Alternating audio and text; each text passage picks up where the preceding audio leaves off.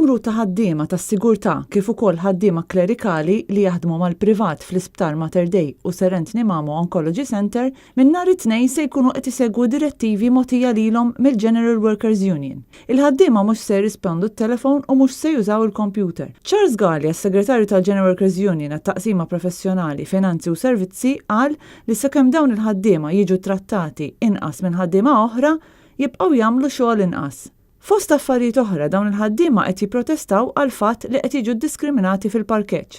Skont rappreżentanti tal-General Workers Union, ħaddiema oħra tal-isptar għandhom aċċess biex jipparkew fl-isptar, filwaqt li dawn il-ħaddiema qed teħdilhom dan id-dritt wara bdil riċenti tal-operatur li jimpjegahom.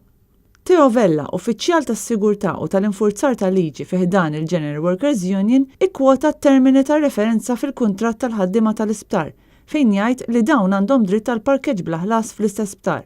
Ir-rappreżentanti tal-istess union qalu li dawn l-azzjonijiet se jippersistu sakemm titranġa s-sitwazzjoni u titneħħa diskriminazzjoni fil-konfront ta' dawn il-ħaddiema. Ir-rappreżentanti komplew jgħidu li hemm kwestjonijiet oħra li jirrigwardaw il-kundizzjonijiet ta' dawn il-ħaddiema u li hemm bżonn li jiġu indirizzati, fosthom in-nuqqas ta' ħlas għal xogħol li jagħmlu fil-jum tal-ħadd.